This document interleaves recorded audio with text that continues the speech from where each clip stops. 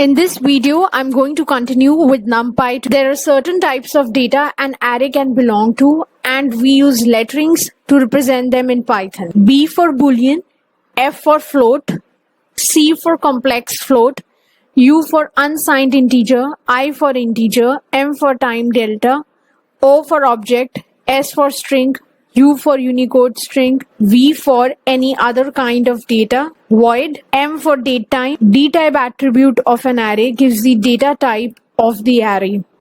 Let's import NumPy.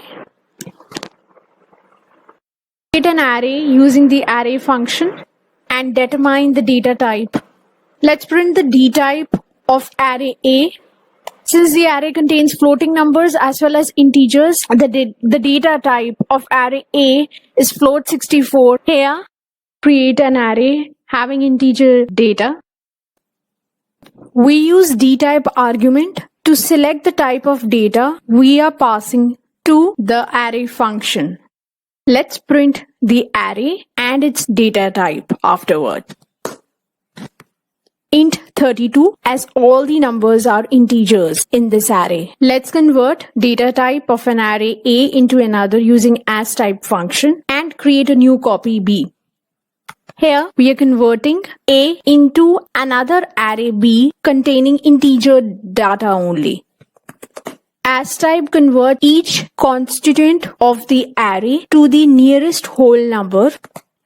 Int 32. If the argument value in the array function is unanticipated given the data type dtype here, then it will give an error. For example, a string value like ABCD cannot be converted into integer. Let's do an example. This gives a value error as the array function here contains a string value as well, ABCD, along with numbers. If we try creating arrays with various variants of the string value, let's see what we get in Python. 100 ABCD, since this is also a string value, it gives a value error. This contains a string value 100 plus ABCD. This also returns a value error. Copy is a replica copy of an array and view is simply a glance at the array. Since copy is a new array in itself, any modification to it will not affect the initial array and vice versa. View is not a new array. Any modification to it will affect the initial array and vice versa. Let's do an example. Let's create a copy of A. Let's change the first constituent of array A, compare initial array and its copy. The first constituent will be given by index 0 in Python since it is n-1. The initial array A starts from 13 and rest of the elements seem to be the same in both the arrays A and B, and only the first constituent in B has changed. Let's do another example. C is an array having integer number. D is a view of C. Modify the initial array and compare both arrays. Contrast to the previous example, changing elements of array C modifies its view D as well. The number of constituents in each dimension and the number of dimensions is the shape of an array. The shape attribute of arrays gives a tuple having elements as the number of dimensions and number of constituents. G is a new array.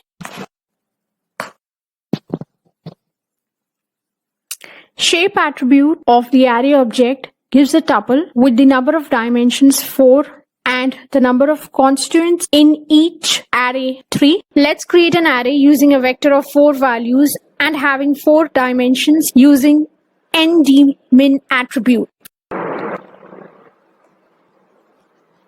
This tuple obtained from using shape attribute on array I shows the number of constituents each dimension has. As the fourth constituent in index 3 in the tuple, we have the value 5. So the fourth dimension has 5 elements in the initial array. As you can see, the number of constituents in the tuple imply that the initial array has 4 dimensions. Reshaping implies to tweak the structure of an array. The structure of an array is the number of constituents in a dimension. We can reshape the array by modifying the number of constituents or dimension. Let's modify a one-dimensional array to a two-dimensional array.